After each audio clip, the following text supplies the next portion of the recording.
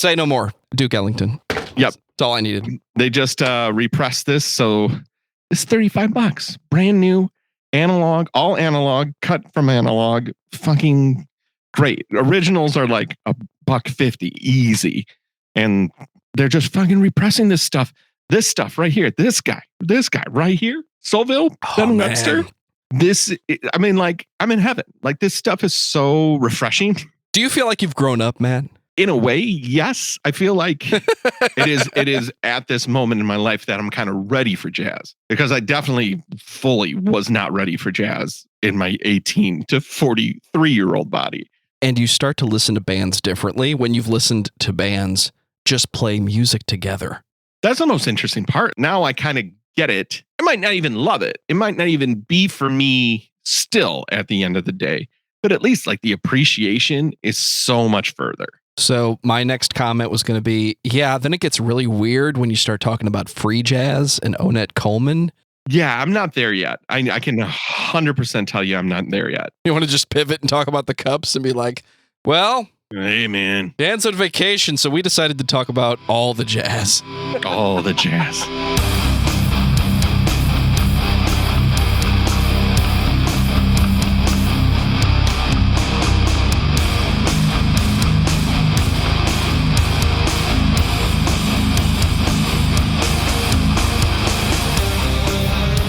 You're listening to Discography Discussion, episode 266, Soundgarden, hosted by Matt Naas of the ROACH KOACH. I feel like Nine Inch Nails is one of the most depressing bands ever.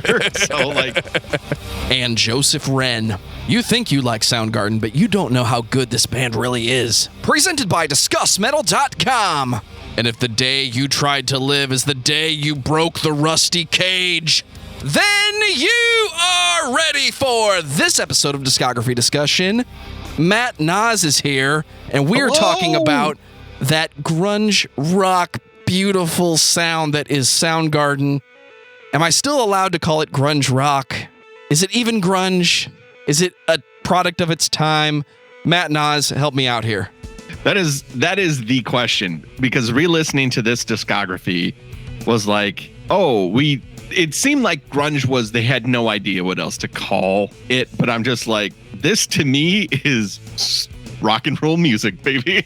Old school. It has that 70s vibe, and I love that 70s vibe because remember when rock bands just got together and they were kind of jamming, but they knew what was going on?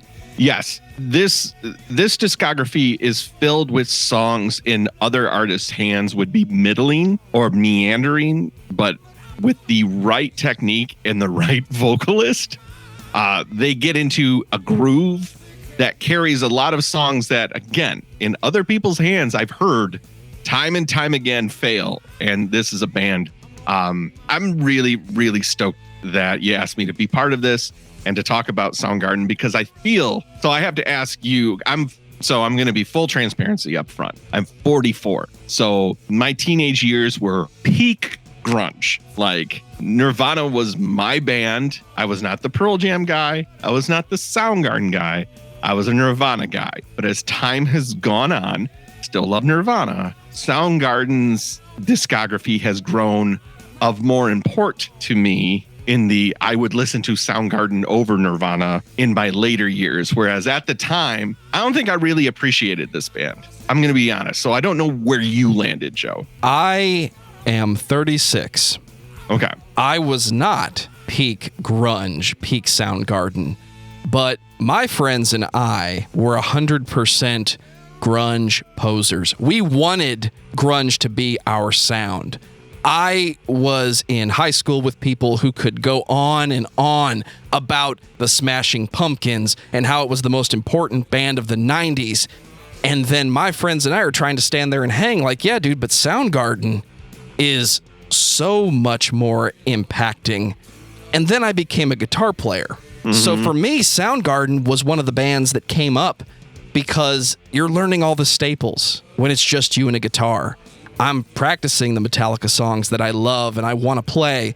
Then I start playing the Nirvana songs. Then I stretch a little bit more, and how do you play that Alice in Chains riff?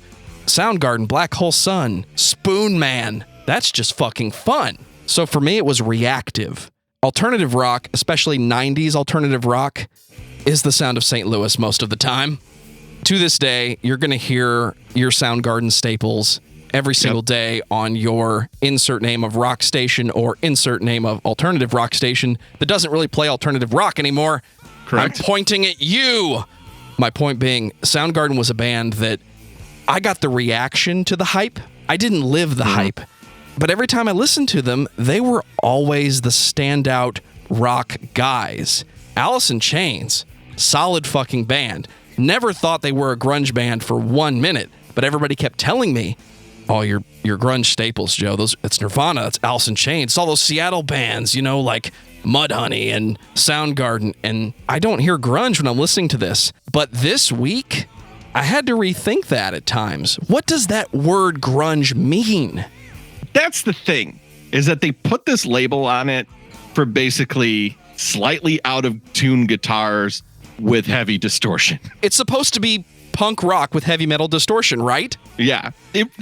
That's pretty much it. Like when I listen to, like, it's funny. This whole thing was kind of like memory lane today, because it was like, I remember listening to some of these albums, Alice in Chains being one of those bands, obviously Pearl Jam and Nirvana, and then, you know, being a fellow Rust Belter, we too have modern rock radio or rock radio that truly I could turn on right now. And I'm like, I bet they're playing Sex Type Thing right now.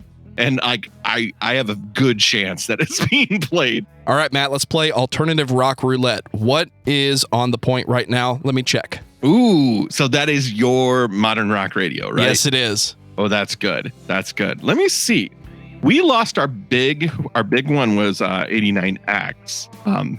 But let's see what the riff is playing. Riff rocks. So that's at least what they tell me. Take a shot, Matt. I'll give you a hint. It's the Wayback Weekend. Wayback Weekend for modern rock radio. I'm going to say that they're playing Wood by Alice in Chains. You should have gone with Lithium by Nirvana. Oh! They were calling your name. Hey, that's a good song by Ra. You want to talk about Ra later on? I haven't listened to their whole discography. We need to talk about that band sometime. There's so many bands. You mentioned Nirvana. I've been trying to talk Dan into a Nirvana episode for years, and he just won't do it. I feel like now's the time. Oh, that would be, that is a short ass discography. But it's so fucking good. And you know what? We're going to get into it with Soundgarden. It all ran together a little bit, but not in a bad way, in a 60s, 70s way, where the band knows what's going on.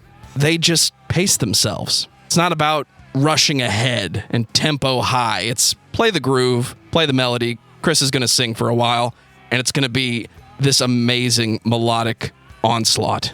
The thing also that strikes me, and it is very characteristic of the time and earlier time, like this late 80s into 90s, is something that you don't see today. Like today's artists, everybody's in a hurry. Everybody has to come out the gates with the number ones, with the best shit that's ever been. Nobody can fucking develop. And so it's like, so what happens? Everybody goes with tried and true, the stuff that's always worked. It's harder, except in niches. This is the thing. You know, I take a look. Turnstile is really having a fucking moment right now. I'm swept up in it as well. But that's an 11-year-old band. That's core fan base is now saying, fuck you guys. But like they had 11 years to cook and get to this point. And now it's like, oh, an 11-year overnight success. It's like, let them eat. But I also understand because you hate losing a band you like. But that thing of like letting a band develop, especially over a couple of records that are kind of close, but not there yet, it's lost. But like the two albums that come before Bad Motorfinger are so important to that band that they aren't who they are without them. And I can't imagine them as a band dropping Bad Motorfinger first. Because then it's like, how the fuck did you get there? Where this is a very clear, this is how they got there. This coming from the guy that has an AFI poster on his wall, and it's the right one. Hey, man, we know how they got there. Well, before Matt Naas writes the book on musical development, I'm going to take this time to say thank you to everyone for listening to the podcast. Thank you for listening and for subscribing. If you are not a subscriber, then you can find everything Discography Discussion at discussmetal.com.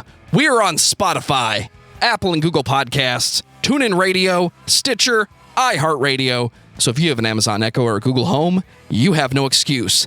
Ask it to play the latest episode of the Discography Discussion podcast, and it will. We're also on Facebook and on Twitter at Discuss Metal. Be sure to like, favorite, and subscribe. It really helps us out. It lets us know you're listening, and leave us those 5-star reviews. We love 5-star reviews on Discography Discussion on all Discuss Metal podcasts. Wherever you listen to podcasts, give us a thumbs up, give us a review, give us that 5-star, send us an email at danandjoeshow@gmail.com. We want to hear from you guys, and I'll be talking about more ways you can listen to the podcast later on.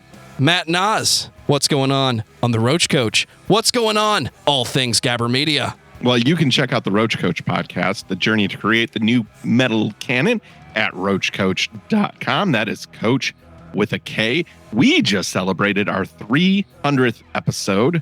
We did it, baby. We did it. We did Chocolate and Lemonade by Sugar Ray. This fucking guy. Dude, Mark McGrath, what a dreamboat. What can you do? We talk about it.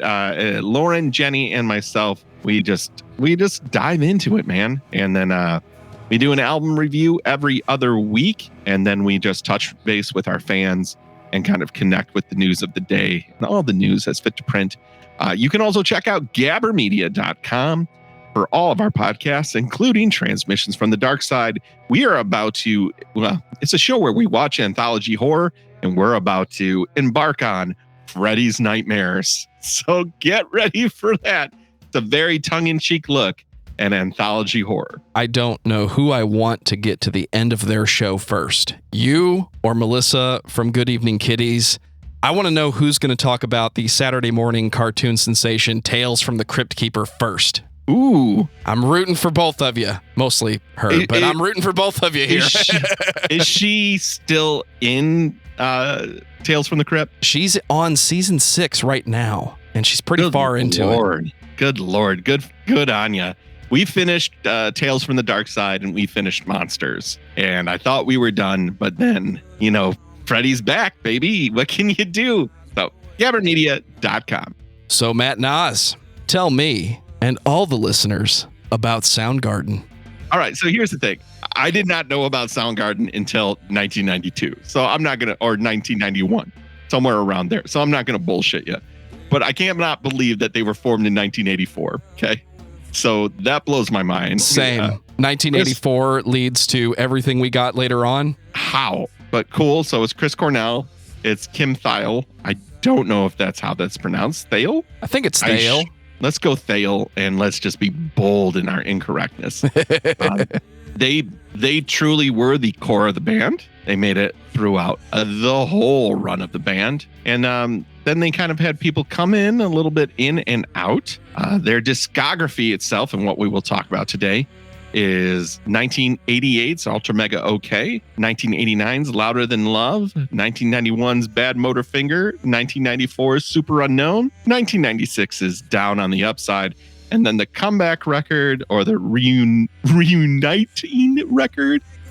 record is the words I'm actually looking for, King Animal of 2012. I can't wait to get to that one because it was the surprise for me. And unfortunately, there isn't going to be another one. Oh, yeah.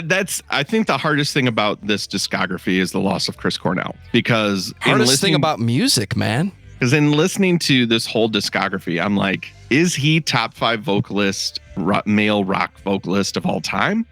A case can be fucking made. I can make a case right now that Corey Taylor is the best male lead vocalist of all time, because I've seen him do everything from Slipknot's heaviest, growliest song to the purest male baritone tenor vocal. I couldn't say he's the best when I put him up against Chris Cornell, because Chris has a way of adapting his voice to the music, but he turns himself into an instrument in a way that I've never heard someone else do. You never hear on a Soundgarden record Chris Cornell mixed up front, like he's the focus of the band.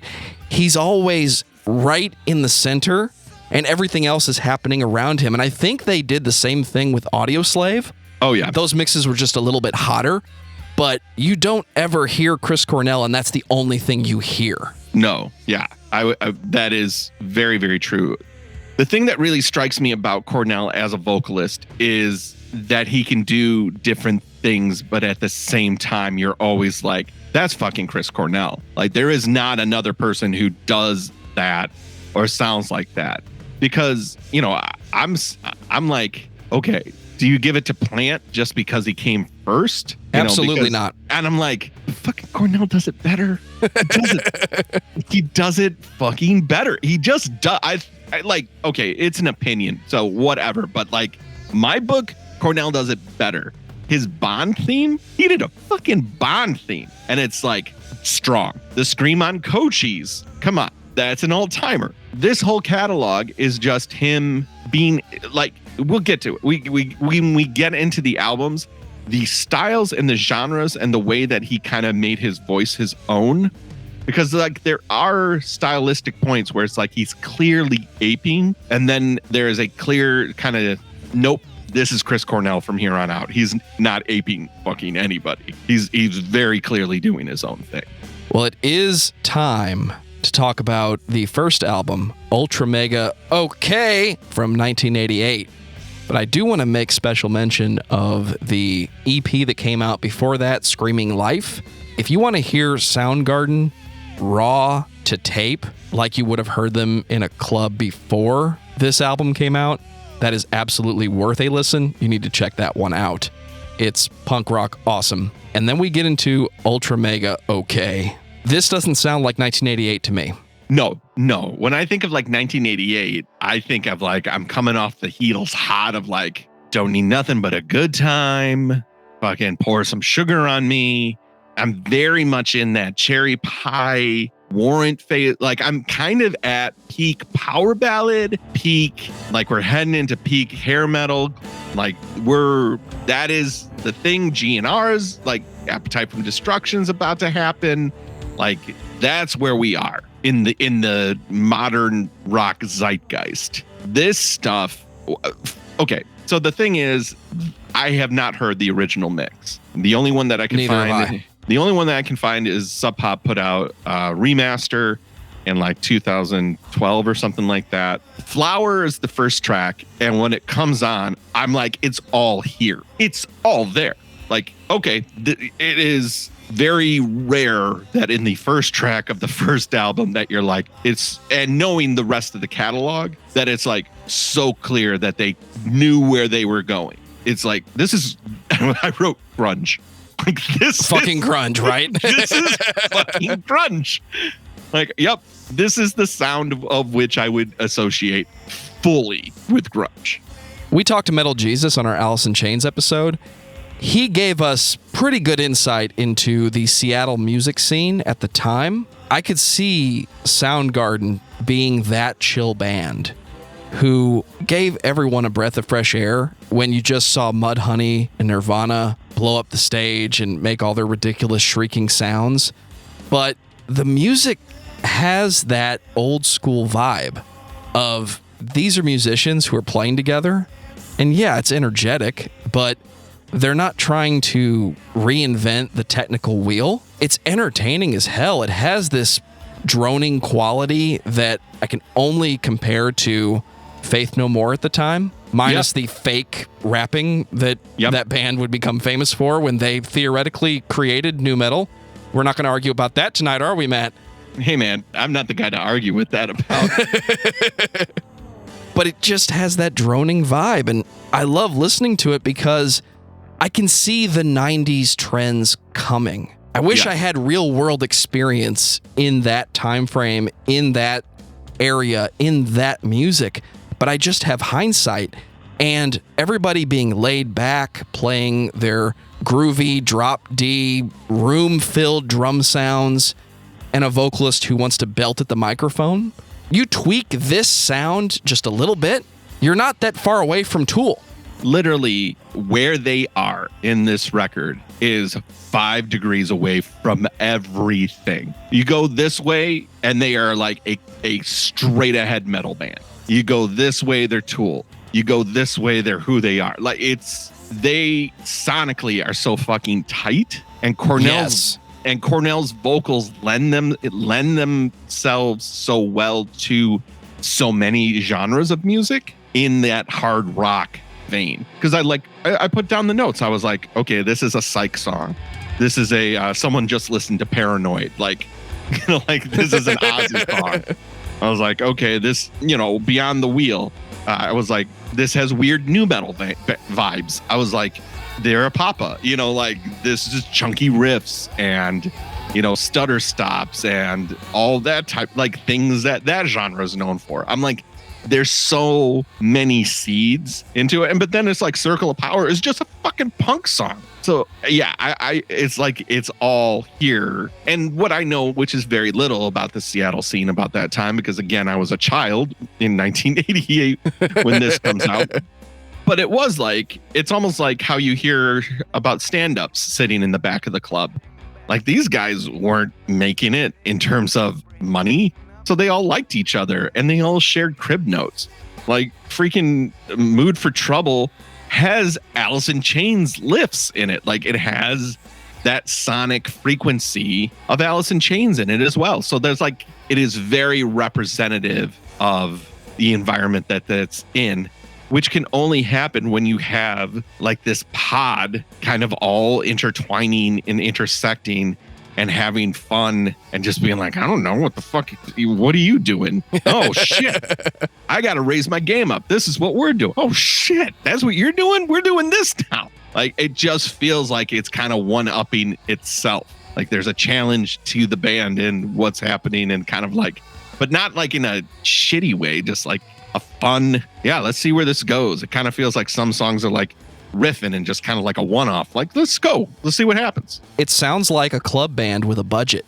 And I mean that in the nicest way I can. I know what you're saying, it. though, because when we reach on this album, Smokestack Lightning, which is like just a blues dirge, that's where I was like, that was probably my biggest no thanks on the album. They pull it off, but I'm like, that is that house band on. I've been that guy, though. You get to song 4 and you pull some random blues thing out of your pocket. Everybody in the band likes it except for Dan because he can't scream over it. Oh, man. Now we're in the Shrine of the Silver Monkey. I hear all of these things that remind me of creating music for the first time, but Chris Cornell is singing it, so they get away with it. I don't want to say outshines yet. He's on another level, period. Like, full stop. It's not like he's in another band, but his instrument is the brightest instrument in the band. It's like some of the vocal runs that he's doing and the highs and the power of his voice. I just sat there like dumbstruck. I'm like, I can't do that. There aren't a lot of people who could make a career out of doing that and doing it well and doing it for a whole career. Crazy. It's fucking crazy. Would you say he's louder than love? Ooh. Transitions, 1989. This album I actually liked Ultra Mega OK better than I liked Louder Than Love. Absolutely. In a way, I know Terry Date produced it, but I feel like Terry Date tried to rein them in a little bit into more sounds of the moment, and it wasn't a good take. There's strong songs on it. His voice is super powerful on this record, but it goes in the direction of that modern or of the time metal sound, like an 89 metal vocalist sound. He is like very, very close to, and it's like not what he's trying to do, not where he needs to be. What do you think? What do you got? The band does feel held back to me, I hear more of the second album syndrome. You've had your entire life as an individual and as a band to write your first record. So it's going to have all of your best songs. Yep. Now let's see if you can do it again. I could see 1989 knowing the tension in popular music and what was changing and what was about to happen. I could see producers still being stuck in that 80s vibe, because you're right. I hear the engineer has a preset that he understands and knows how to manipulate. Yep. So the band walks in, and we've got a budget now because this is our second album, and we just don't deviate from that because back in the 80s, at least the impression I've gotten, the band didn't have very much say. So you're dealing with a producer who has an opinion, who has an engineer that works for him, who's not mixing the great Soundgarden. Right. He's just mixing a band called Soundgarden. Exactly. Yeah. You've released your first album, and now you're coming to me to make your second one happen because that's the real challenge, right? So now you have 1989. It sounds like music is changing. I don't think the songs are as good as the previous album as a whole. They aren't. They aren't. They just aren't, which is fine. But again, this album has to happen. But like listening to it, I was like, okay, the high voice is fucking strong. Like transitions are happening. They're screwing a lot with the tempo of songs. Some monster riffs. The riff game is super strong in here, but I don't know. I felt like some of the songs were a little lost, a little meandering. And I feel like in terms of cohesive albums, unfortunately, Louder Than Love to me was the weakest link in this discography. I can hear the producer sometimes, especially in the opening song, if you want to call it that, just pointing at the band and saying, do something different. Like, this is a meandering part. There's a bendy guitar. It's just making a noise. It's a drone. Shred, man. Just throw something in there. Because he's trying to fill a gap with a band that doesn't need the gap filled. The band paces themselves. They pace the audience. They pace the record. We know, with hindsight, that they do that very well, pretty much throughout the discography. But I can hear the engineer not knowing that and trying to make this into something that it's not. And it doesn't have the hits. And for me, that's where the conversation starts for me, is the hits, because that's the first thing I heard. This one feels like a painful second step, but it's going to get better, Matt. It's going to get really fucking good. Well, we know that it's going to get better because we all know what the fucking next album is. But before we get there, my final thoughts on this particular record is, number one, echoing what you said. I feel like you got to do this record. And it kind of goes back to my initial statement of, if they don't do this, we don't get Bad Motorfinger. We don't get them getting kind of pissed off. We don't get them being like, this has got to be our make or break. This is the one that we've got to fucking focus on. Like they burned everything and like they were left there having to make that next record. So I will leave Louder Than Love alone. But I will say, of all the Soundgarden t-shirts I see, the cover from Louder Than Love tends to show up a lot. Well, it's a cool picture, right? It's a really cool picture. It's a great picture. That's the shirt I want to wear to the show because I'm challenging the lead singer, right? Are you as cool as this guy? He doesn't even know who it is unless he's seen the album cover and he listens to Soundgarden. But do you really want to be upstaged by a t-shirt in the front row? Right. Probably not, right? We've put this off for too long, Matt. 1991, Bad Motor Finger. If there is a point to jump on the wagon and hold on for dear life with this band, dude, Bad Motorfinger is where you need to jump in. Stars align. Like, this is so... it gives me chills. It literally gives me chills to hear the Rusty Cage riff, to hear the opening moments of Rusty Cage, because it is just like Lithium in the day to me was such a seismic shift of literally everything else that was happening. This song coming out the gate, track one, it's like they were born again hard. Like, they're on another fucking level with this one. Rusty Cage kicks in. And I think this also starts where the singles are like God tier. Yes. And then the rest of the album that's not a single is really good. But like the singles are like world beaters. Just nuts. Just like, holy God. Yeah, play that one again. Play Outshined again. If you're going to start your album hauling ass, it's about the tempo. It's about the bass line, driving forward with a Motorhead level of impact, just so they can play the different chord that relieves the tension. The band starts with tension, but it sounds so beautiful.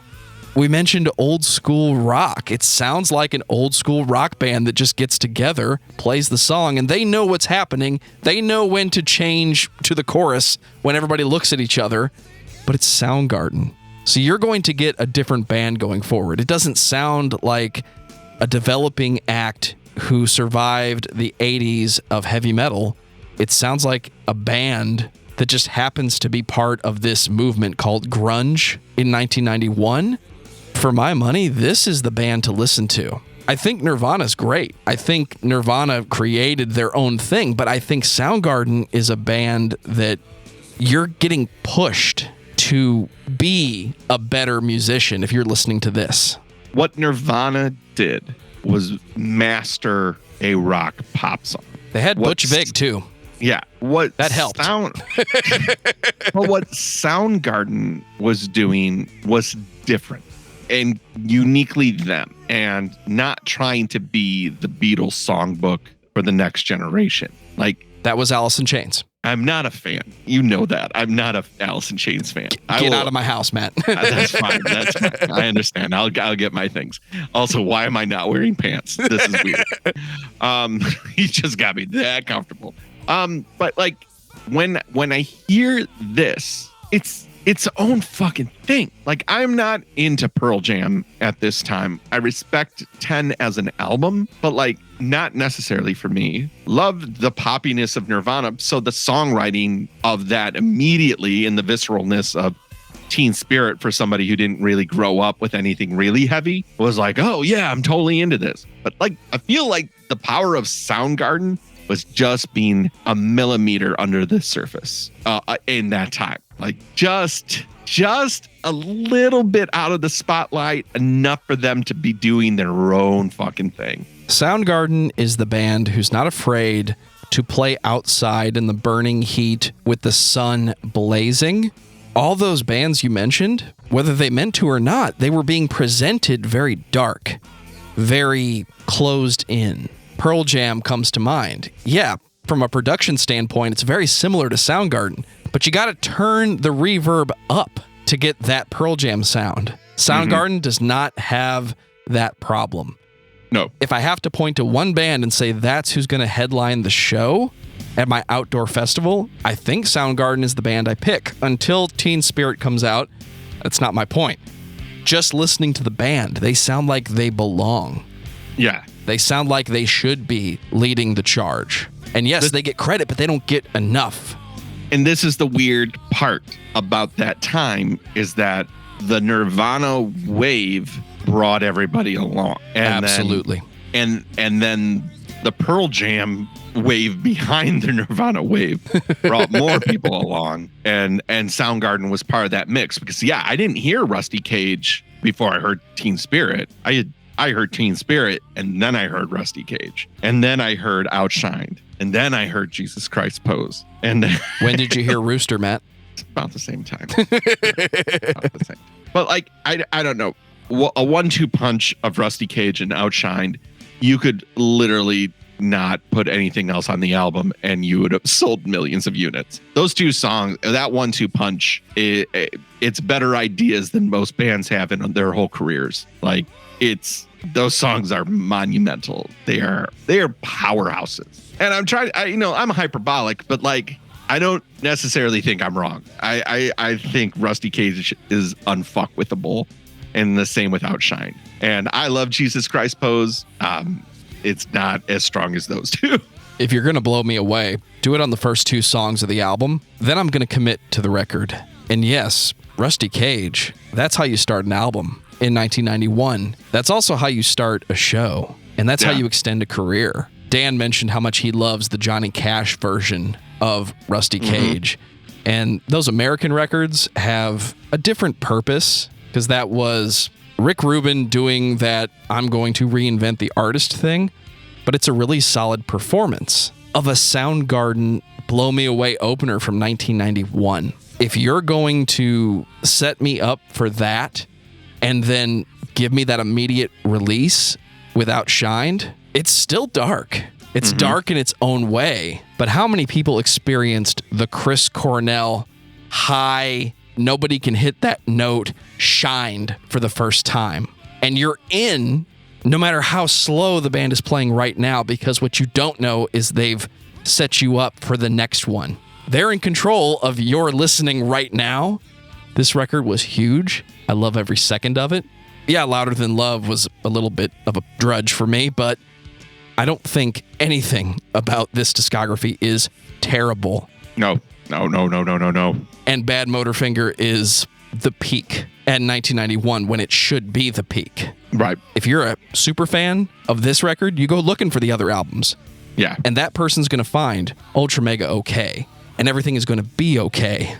Yeah. With, what a time to create the world beater. Because 91 into 92, Nirvana, the wave hits, everybody's looking for that Seattle sound, and you're there with fucking Bad Motorfinger. You're in good shape. You're in really good shape. This album you could talk about for a month and probably not have enough to say. Check out on YouTube, the band does a track by track breakdown on this album, and it's really interesting to hear them say, we did drop D a lot, but this is the first album they did drop B. The song Slaves and Bulldozers was one of the band's friends' kids, was kind of just uniquely playing with with other kids, and it was like, what game are you playing? We're playing Slaves and Bulldozers. And that's where it's really cool to kind of hear how these songs kind of came about. And hear Chris Cornell right now. I'm gonna need a pen. Yeah, it's just it just sunk right in. So yeah, fucking great. Are you ready? I'm ready. 1994, Super Unknown. They were ready for this album, I think. This album is great. This album is Soundgarden. The thing about this album that kind of hits me is singles are fucking S tier, and the rest of the album is in a solid A/B tier. But the singles are on another plane. There's a lot of great stuff going on in the album, but Black Hole Sun is a masterclass in songwriting. And it's one of the most disturbing singles I've ever heard. It's one of the songs that piqued my interest. I wanted to learn, how do they make that sound with the guitar? And at some point my brain broke and I said, this song is disturbing. I feel like I'm on a planet whose sun is rapidly falling from the sky. Think Majora's Mask, only not the moon, the sun. And I feel hopeless when I'm listening to it. And I don't think that's what the song is about, but it snuck up on me. You follow that with Spoon Man. Don't worry, Matt. I'm not going to skip Black Hole Sun on you. No, don't worry about it. You are starting an engine that is the Soundgarden single and not letting up. And you saved it for the middle of the album this time. Spoon Man is I think it was the first single from this album, which is very weird. It's a very weird song. It rocks, but thematically and lyrically, it is cuckoo. This song is really odd, but it rocks. It totally rocks. It does exactly what you need it to do. Spoon Man's going to be the song you pick to introduce the public to this record. Because if there's one moment in the band's discography, in the man's career that defines Chris Cornell, the lead vocalist, listen to Spoon Man, the whole song. Because when you think he's done going high, he hits that note during the solo. That is the note I remember everybody talking about, whether it was on insert name of television program that talks about rock music, or people listening to their favorite bands and talking about their favorite albums. It always came back to, how is Chris Cornell making that sound? Yeah. How is he able to hold that sound? Because the difference between what he's doing and what a Robert Plant does, this sounds like Chris is just doing it, and falsetto is a myth that we have all been lied to about. Yeah. Power. Effortless power. He could have fronted any band from the 80s that was Any obsessed fucking with band. sounding like Rob Halford. Yep. In fact, can I go back in time and get Chris Cornell to sing Painkiller? I want to see what that sounds like. Asking for a friend. This album is stacked. Super Unknown is fucking stacked. My Wave, Fell on Black Days is probably my favorite Soundgarden song. Probably. Really? You love it more than Spoon Man. Yeah, I don't love Spoon Man. Oh, Matt. I know. We're going to have a problem here in a moment. It sounds like it's your favorite. I've gone through this discography this week, listening to these albums, knowing I get to sit down and talk to Matt Naas, looking for that hidden gem of a song, and I can't help myself. I think Spoon Man is the song because it has the tempo, the pace, the attitude, the rock. And when I get to play this song with my friends, I have to do that vocal part with a slide on a guitar, so I have fond memories of it. Okay. All right. Well, I'm never going to be able to take that away from you. But Can't take away my Spoon Man, Matt. That's okay. Fell on Black Days, I feel that song. Like, I feel some songs are just like emotional gut punches. Fell on Black Days is one of those. The Day I Tried to Live is one of those. This album rips. There's so many good fucking tracks on it. And they're monsters. They are monster songwriters. At The Day I Tried to Live sounds like Soundgarden is doing the 90s depressing rock song better than anything. Yeah. Yep. Nope. That the Smashing Pumpkins put out. They have, I mean, I'm not a Pumpkins fan per se. Like, I like their songs fine, but they get the most credit even, for being the depressing band. I don't. Yeah, no. Not your scene, Matt. It wasn't industrial enough. Well, I feel like Nine Inch Nails is one of the most depressing bands ever. So but I also feel like the content and unfortunately, like the retrospective content of these songs is way now incredible. It's way heavier. All these. I'm gonna say what the kids say. This shit hits different now that he's gone. I mean, there's no other way to look at it. Like, I believe our next album has a song with the word noose in it. So it hits different knowing that Chris is gone and the way that he left us. So, and I think now is as good of a time as any to just ask the question. Everybody talks about writing on the wall when they talk about these artists. I think the 90s trope of writing depressing songs may have overshadowed someone close to the band or close to Chris seeing the songs for what they were, because that was the thing in the 90s. I don't remember when it went away, but I remember when every song was about somebody dying, somebody killing, somebody getting hurt, and how nobody cares about it. That was the 90s trope at a time. That was a major 90s trope. Another major 90s trope is not wanting success, running away from the spotlight, being sick in some way, shape, or form, and nobody really understanding what's going on. And we, at the time, have a tendency to romanticize things and be like, this is the artistry and this is people expressing pain in a way that's accessible. And the question becomes, how true or false are these things? When you have the truth of Chris Cornell taking his life, then it's easy for people to go back and say, it was there the whole time. It was there everybody knew. I don't know because I don't know him. I was not in a band with him. I wasn't there in the studio with him. I don't know him. So the truth is, I can say it hits different. because then you are listening, your ears are perked to be like, oh God, there's a song on here called with suicide in the title. He was telling us the whole time. Was he? I don't fucking know. I try to listen to the music, and I try to listen to the music for what it is, and I try to keep it there. I find Chris to be one of the harder ones to just leave it there, but I still enjoy it. I still love listening to the band. As a personality, Chris Cornell always seemed to be one of the more interesting figures in rock. Absolutely. The fact how he just kind of shape shifted and found different ways to make, like you said, he joined Rage Against the Machine and made him a different band. Like, how's that happen?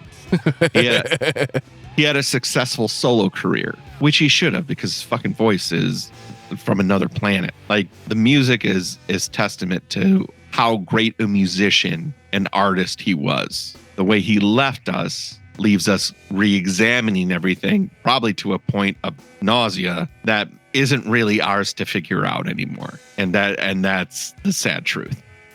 I think it's time for the next album. Let's do it. 1996, Down on the Upside. I thought I wasn't going to like this one. This is weird, but like, I never really gave this record a chance. And then I listened to it and I was like, I know this song. I know this song. I know this song. How many fucking songs for this record do I know? I truly, like, I was like, I know at least 5 songs from this album. And then you discover that this album is just as complete and as awesome and as much of a single onslaught as the previous albums are. Pretty News, Rhinosaur, Blow Up the Outside World. Jesus. Burden in My Hand. Burden in My Hand. That was the most Midwest. How Midwest am I? Burden in My Hand. Again, like, their singles, another level. Do the vocals make the music? They do take it to another level. A less competent vocalist would not be able to carry these songs. These songs need Chris Cornell. Without him, I think they flounder. I mean, it is that point I kind of made at the beginning. In less capable hands, these songs would meander. They would be lost. Like, you can't get into a groove when there's no groove to get into. Like, Cornell sets a tone vocally, and the band falls in kind. And that is the power of this band. So, like, they have to... He does that, you have to play better. He hits that note, you fucking better be on your game. If somebody can't do it, then you don't play as hard. He made everybody raise their game. I mean, that's what I hear in the music. This might be the most Seattle sounding album to me. The whole discography has that vibe, that way of playing as a band, that guitar style, that drum style, everything. It's Seattle. That's where they're from. But if I point to one thing that always makes me think grunge, I think of those barred major chromatic usage of power chords. Yep. And Soundgarden does it. They do it a lot. But they found their way into this alternative rock blues area for a while, or blues sounding area, that to me sounds more like a classic band. This album, it's 1996. We were moving away a little bit from the Nirvana wave. I like the way you said that earlier. Yep. You're definitely starting to enter, nu metal is starting to become a thing. Modern rock radio is also starting to realize, like, okay, we need to find, you're having a big pop punk resurgence. Absolutely. Like that's starting to really solidify itself. Like, Dookie's been out for a while now. Fucking Dookie, man. But now still one of the best punk records ever. But now you've got, like, and I mean, we're talking, I think like Dookie's like 93, 94. So at 96, you've basically got like the full wave. You're in third wave ska. You've got Real Big Fish going. Like, you've got a lot of weird sounds going on. And here's Soundgarden kind of being like, you want to hear some roots rock? You want to hear some of the most depressing sounds you've ever heard on an album? We're going to give it to you. We're going to give you that sound. We're going to give you that vibe. And it's going to remind you of everything we've done for the past 10 years. I'm like you. I don't reach for this album, but then when I was listening to it, all the standouts, the opening track, Blow Up the Outside World, that always brings me back to Soundgarden. I think for me, I've spent so much time with the singles. These albums run together in a good way because you could just start listening to the band, hit shuffle, and you're not going to be upset. No, correct. I would agree. Testament to how good this band is. They give you the consistent vibe. The songs have the same quality throughout the discography. The standouts are always going to be on the top of the mountain. That's the thing. It's like when you hit a single, it's like hitting your favorite bite in a pot of soup. It's like, oh, there it is. But the soup is still delicious when you get to the bottom of the bowl, right? The entire soup is delicious, but you just got... Do you know how many hours I spent working on that broth, Matt? Oh, I appreciate it. There's pork bones in that. There's veal bone. There's everything in there to make that soup as good for you as I possibly could. It was and noted. You put hot sauce in it. Wait a minute. You said I had your broth first, plain, no seed. I liked it, and I told you I like a little bit more heat, but this is perfect the way it is. Remind me never to give you egg noodles again. That's fine.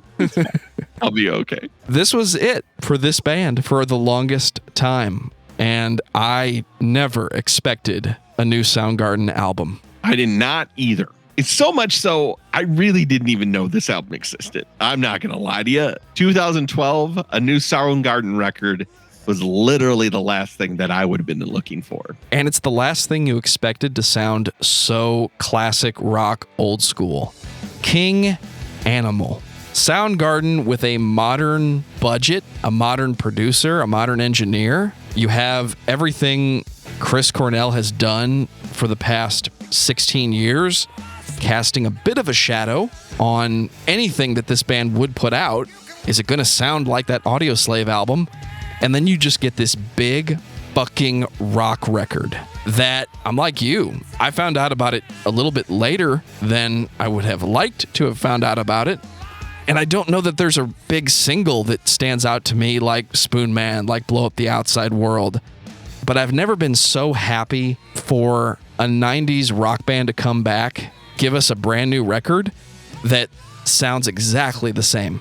It sounds like they didn't miss a step. It sounds like they went into it with the right idea.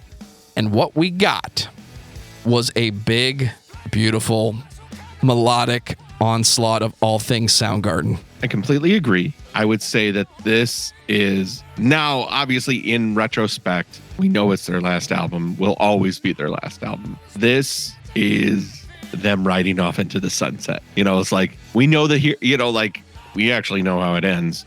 But with this album, it's like, hey, man, the heroes played another day. You know, like, everything worked out. Everything's fine. But, like, they got to put closure on the band. Because I never would have thought they would have broken up after the last album. You know, I would not have thought Down on the Upside would have been their last album. But it was for so long. You 13 years. Really felt like the band had a 4-album solid discography. Because there was that 5th album you didn't know about if you were me at the time. Mm-hmm. And here we are, it's 2012, and they're trying something new. Some of these songs, I feel like Audioslave could have played them better. And I'm hearing the vibe that Chris Cornell's voice brings to the music. I do think once he starts doing what he does, everybody around him, at least at this point in his career, they tweak what they're doing a little bit to fit him. Maynard has a similar approach with his vocal style. And even though I'm not the biggest fan, everybody seems to pace themselves a little bit different when the lead vocalist is somebody that fucking good. That tracks. And I just think it's a great Soundgarden album. It's not my favorite. It doesn't have the same singles or the same high midpoints, but the record is fine. This is the last album. It's okay. I'm not off-put by it. I think I've just spent so much time with that limited discography that this one doesn't click for me. I don't feel like this is Soundgarden, that band that I love from the 90s. I feel like it's Chris Cornell, and he just has some of his old friends show up to hang. And that's cool too. It's always going to be a Soundgarden album. It just doesn't click for me the same way. Yeah. And it's hard to disagree with that. I found myself not as engaged with this record. I did not find it bad in any way, shape, or form, but I wasn't like hooked in. I wasn't locked in and ready to fucking go. Like, again, the opening of Rusty Cage gets me amped. I'm ready to do it. I'm ready to hear this album. Let's fucking go. This one was like, yep, it's a Soundgarden record. Solid, sturdy, reliable, but I don't always need this. I'm okay sometimes without this. I mean, what can you say? What can you say? It's a reunion record, They gave you exactly what you wanted. You wanted a new album. Soundgarden got together and made a new album. No muss, no fuss. Final thoughts on Soundgarden. Matt Naas. Man, what a discography. What a collection of work. I still feel it's kind of underappreciated. I think Soundgarden's underappreciated. I feel like they have their fans kind of know, and I almost feel like they wear it as a point of pride. Like, I'm a fucking Soundgarden fan. Okay. Like, I know what's up. You think you like Soundgarden, but you don't know how good this band really is. Yeah. I really grew to respect the band more and I love the band more listening to the discography. You see the growth, you see the development, but you also really kind of start to understand, like, yeah, they really did creatively hit a point of not diminishing returns, because that's too cruel. More of a, yep, this is where we should end it, because I think we've said what we've needed to say. And to be able to do that is super fucking powerful. To have that knowledge to be like, let's not try to juice this for 17 more albums. Pearl Jam. Pearl Jam. I really, really, really, down on the upside, really surprised me. Listening to Super Unknown again was a fucking delight. Bad Motorfinger. It's just great. They have a great discography. It is worth revisiting. Their influence is far and wide. And Cornell's top 5 rock vocalist of all time. Easy. What do you think, Joe? Soundgarden is always brought up in the conversation when you talk about grunge, when you talk about 90s hard rock, when you talk about great lead vocalists, when you talk about some of the best songs that have ever been written. They're one of the bands that comes up. I thought I knew everything about this band, or everything that I enjoyed about this band. I feel like this week, I know how good this band really is. And for the best music they ever created, I'm glad I know that the albums are just as solid as my favorite songs. And for the rest of my listening life, as long as I have the ability to listen to music, I'm going to be listening to Soundgarden, and I'm not going to be skipping tracks, because I want to hear all of that good stuff. Not just Chris Cornell's voice, we keep talking about it, but the band is unified. And I want everyone to be this good. And I've mentioned Wolfgang Van Halen's album many times over the past few months, Mammoth WVH. It's been so long since I've heard a solid hard rock record that is so unified in its presentation. It doesn't sound like the 80s where they're trying to sneak a single in and then a ballad, and the rest of it is just filler. Soundgarden, start to finish, in whatever dose you decide to take, you're going to enjoy the whole experience. But it's not going to be a progressive rock or a progressive metal record where you have to buy into whatever the vibe is. Soundgarden just gives you that vibe. And when it's done, you're satisfied. So listen to Soundgarden. Listen to all of it and enjoy the memories, because one of my favorite bands of all time to listen to, they're going to be your favorite band as well. Matt Naas, what's your album of the week? I feel like I mentioned him earlier, but boy, I am a new convert into the Turnstile world. Welcome. New album. Yeah, dude. Glow. What is it? I'm so new that I can't even remember that it's Glow On. There you go. And that new. But like, I don't know, man. Here's what happened. They had their record release party filmed, and I watched the first song, and I saw a hardcore pit. I saw kids on stage jumping into the crowd, and it just made me feel so nostalgic, and it just made me feel so good to watch people celebrate. I'm like, I watched it with my co-host Lauren, And I watch it. I'm like, music's the fucking best. It's the fucking best. And I just fell in love with the record. I fell in love with their ethos. I like what they're doing. I'm an old, so you really can't impact me if you're like, you're fucking dumb. There's so many better bands. It doesn't matter, guys. At this point, I'm 44. I have a 4-year-old daughter. Like being cool, I have to give up, guys. But I think they're great. I was so happy to hear guitars. It's ridiculous. It was ridiculous how happy I was to hear guitars and an actual band that can play what they wrote. Like, cool. It's like those instruments don't play themselves sometimes. Yeah, exactly. For me, Vane.fm, the world is going to ruin you. Matt, I know you know Vane. Did you know Vane put out a new album this month? No. My friend, may I direct you to the glorious world of Bandcamp. How do I say this nicely? It is exactly what you fucking want from a new Vane record. It is the heaviest. It is the tension-driving, glorious, industrial. Just listen to it, Matt. Spend your $9 and you're welcome. I'll check it out. Hey, Matt, we did it. We did it, buddy. We got to talk about Soundgarden, and it was amazing. I had a lot of fun. Thanks for hanging out with me, man. I appreciate it. Thanks for having me. And that's ROACHKOACH.com, Roach with a K, right? That's Coach with a K. Gotta love it. And on that note, this has been episode 266 of Discography Discussion. Thank you for listening. You can like us on Facebook and follow us on Twitter at discussmetal. Subscribe to our podcast everywhere you listen to podcasts, including Google Play, Apple Podcasts, and Stitcher. Visit discussmetal.com for all things discography discussion. And please send questions and comments to danandjoeshow@gmail.com. If you are not a patron, you can become one at patreon.com/discussmetal. We have some sweet perks. Join us on our Discord server at discord.discussmetal.com. All those links are going to be in the show notes.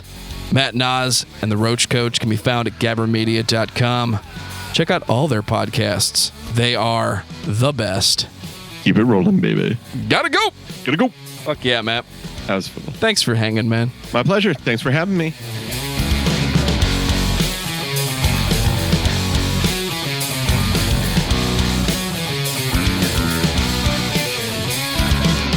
Not everything seems clear. The future's not